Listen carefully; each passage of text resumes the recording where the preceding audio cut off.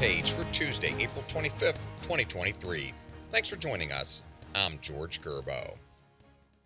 President Biden has formally launched his reelection campaign in a video that says he's still battling for the soul of the nation and asks voters to let him finish the job.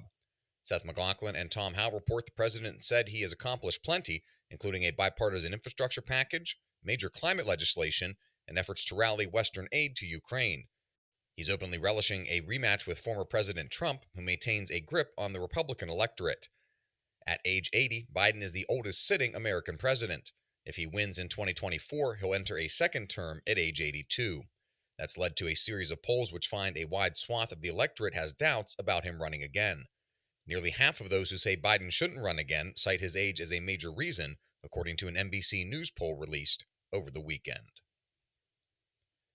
Good vibes and happy talk will likely abound as President Biden hosts South Korean President Yoon Suk-yeol for a state visit, but there will also be simmering issues to discuss. Andrew Salmon reports the two will celebrate 70 years of their bilateral alliance that's prevented war on the divided Korean peninsula. Behind closed doors, though, economic, diplomatic, and military issues will likely prove tricky to finesse. South Korean automakers are also upset they can't receive tax breaks and subsidies from the Inflation Reduction Act for electric vehicles, despite their hefty investments in the U.S. auto sector. Fox News has ousted top-rated primetime host Tucker Carlson, a stunning move with implications for the network's audience and litigation battles. Valerie Richardson and Matt Delaney report the conservative media giant said the two agreed to part ways and thanked Carlson for his service as a host and prior to that as a contributor. It comes after the network settled a defamation lawsuit from Dominion Voting Systems over its peddling of false 2020 election claims for $787.5 million. At least two other lawsuits are pending. Carlson's show was recently named the second most watched cable news show during the first quarter of 2023, according to Nielsen Media Research.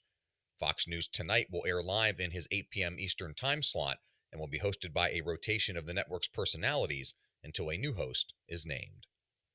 You can read all of these stories at WashingtonTimes.com/front page. You can also find the entire lineup of Washington Times podcasts at WashingtonTimes.com/podcasts.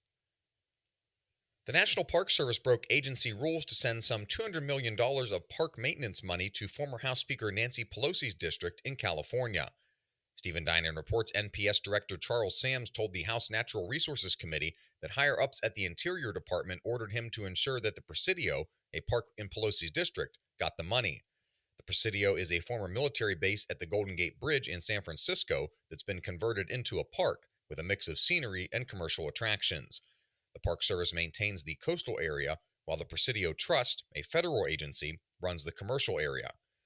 Pelosi's district also received $63.6 million from the Park Service for the former Alcatraz prison and $102.3 million for the San Francisco Maritime National Historical Park.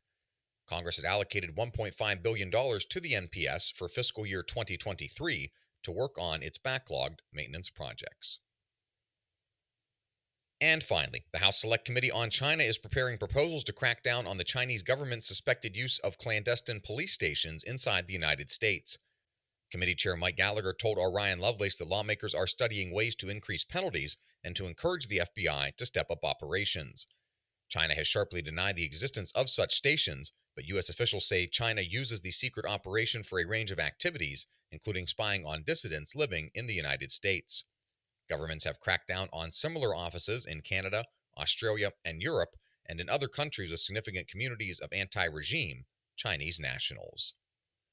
Find all today's front page stories at WashingtonTimes.com/front page or on the Washington Times app, and find us wherever you get your podcasts. Just search Washington Times in any major podcast app. You can also find us on Twitter and Instagram at Wash Times for breaking news, sports, commentary, and more. For the Washington Times, I'm George Gerbo.